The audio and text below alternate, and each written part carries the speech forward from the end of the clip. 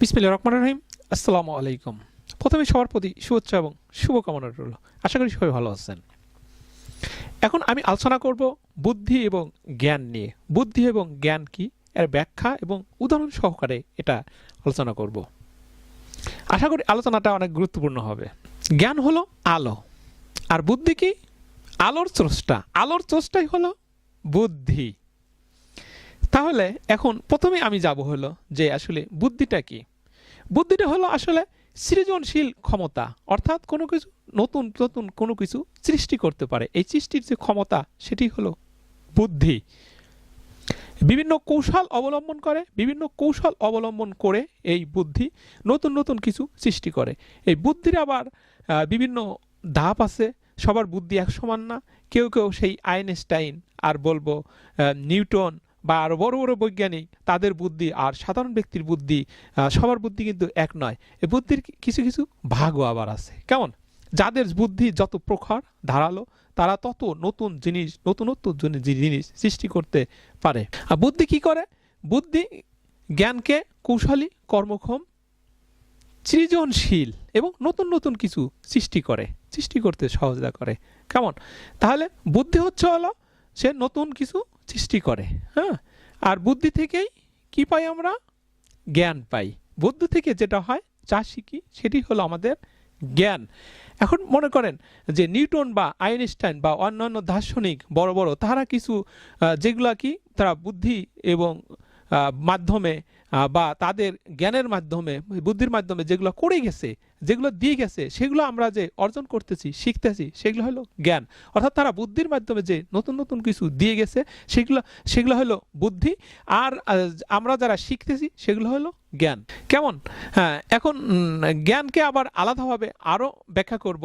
যেমন জ্ঞান হলো বুদ্ধির ফল। তাহলে কি বলতে পারি? জ্ঞান হলো বুদ্ধির ফল বা স্রষ্টার দান। জ্ঞান, এই ফলটা কেমন দেখা যায়? কেমন? জ্ঞান স্বচ্ছ একটা আলো, স্বচ্ছ আলো, যার মাধ্যমে আমরা কি পরিষ্কার দেখতে পাই। এখন বুদ্ধি বিকশিত হলেই আমরা কি পাই? আলো পাই, জ্ঞান পাই। বুদ্ধি বিকশিত হয়েই আমাদের জ্ঞান তৈরি হয়, যা আমরা শিখি। অজানাকেই জানাই হলো জ্ঞান। জ্ঞান। অবশ্যই আমরা এটা জানি, অনেকেই জানি, হয়তো কেউ কেউ নাও জানতে পারি। তাহলে অজানাকে জানাই হলো জ্ঞান। জ্ঞান হলো আলো। সেটা কোথার থেকে আসে? বুদ্ধির ফলটাই হলো জ্ঞান। কেমন? আবার কিছু কিছু জ্ঞান আছে স্রষ্টার থেকে কিছু কিছু পেয়ে থাকে, সরাসরি চলে আসতে পারে। সেটা আবার ভিন্ন জিনিস, অনেক গভীরের কিছু কিছু ব্যাপার আছে। কেমন? তাহলে আমরা এতক্ষণে বলতে পারি যে সকল বুদ্ধিমানই জ্ঞানী, কিন্তু সব জ্ঞানী বুদ্ধিমান নয়। কেমন? আশা করি আপনারা বুঝতে পেরেছেন। এখন আমি কিছু উদাহরণে চলে যাব। ধরুন কোনো মেশিনে বা কোনো কাজে বা কোনো কিছু হতে পারে, তার কিছু সমস্যা সৃষ্টি হয়েছে। এই সমস্যা আপনি কয়ভাবে সমাধান করতে পারেন? হ্যাঁ, এই সমস্যাটা কয়েকভাবে সমাধান করা যেতে পারে। এক হলো জ্ঞানের মাধ্যমে, বুদ্ধির মাধ্যমে। জ্ঞান এবং বুদ্ধি উভয়ের সংমিশ্রণের মাধ্যমে এটা হতে পারে। এখন জ্ঞানের মাধ্যমে, জ্ঞানী ব্যক্তি যার জ্ঞান আছে, ওই বিষয়ে দক্ষতা আছে, সমস্যাটি সৃষ্টি হয়েছে কোনো মেশিনে হোক বা কোথায় হোক, তার জ্ঞানের পরিধি অনুযায়ী, অর্থাৎ ওই বিষয়ে যতটুকু জ্ঞান অর্জন করছে ততটুকু সে কি করতে পারবে? সেই সমাধানটা করে দিতে পারবে। কেমন?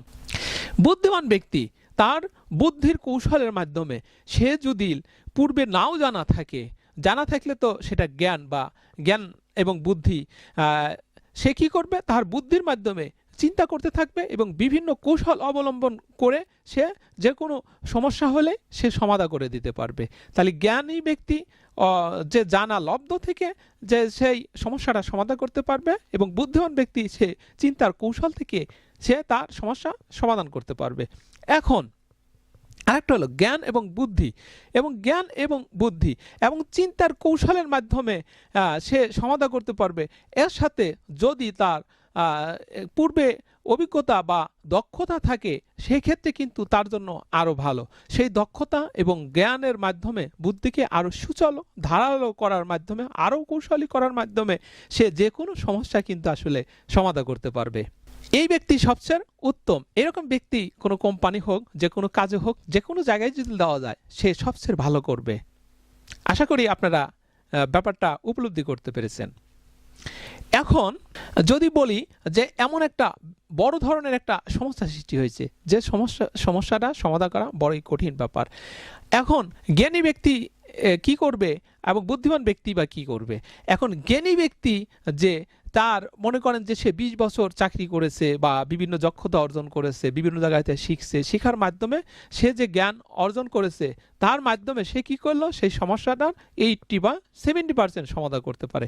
আর সমাধান করতে সে পারছে না, অর্থাৎ তার জ্ঞান একটা সীমাবদ্ধ, বা জ্ঞান তো সীমাবদ্ধই থাকে, তাই না?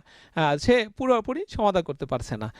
এখন যদি এখানে বুদ্ধিমান ব্যক্তি থাকে, প্রখার সেই বুদ্ধিমান কৌশলী ব্যক্তি থাকে, সে কি করবে? তার সেই অভিজ্ঞতা এবং সে বুদ্ধির মাধ্যমে, নতুন নতুন কৌশলের মাধ্যমে সে কিন্তু সেই সমস্যাটা সহজেই সমাধান করে দিতে পারবে। সেই জ্ঞানী ব্যক্তি কিন্তু ইচ্ছা করলে পারবে না, কারণ তার যে জ্ঞান অর্জন করছে, তার যে দক্ষতা অর্জন করছে, তার সীমা আর সমস্যাটা যে সীমা অনেক দূর, সমস্যাটা অনেক দূর, কিন্তু তার জ্ঞানের পরিসীমা অত দূর যায় না। তাই বলবো যে কোনো সমস্যা বা যে কোনো কাজ, যে কোনো কিছু করতে হলে বুদ্ধিমান লোকের প্রয়োজন।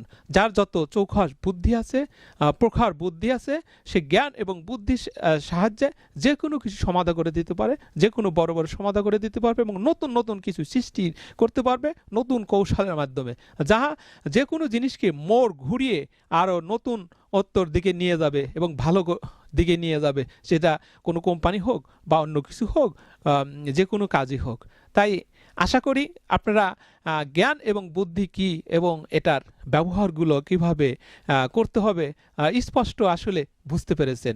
সবাইকে শুভেচ্ছা এবং শুভকামনা রইল। সবাই ভালো থাকবেন। আজকের মতো এখানেই শেষ করছি, আবার দেখা হবে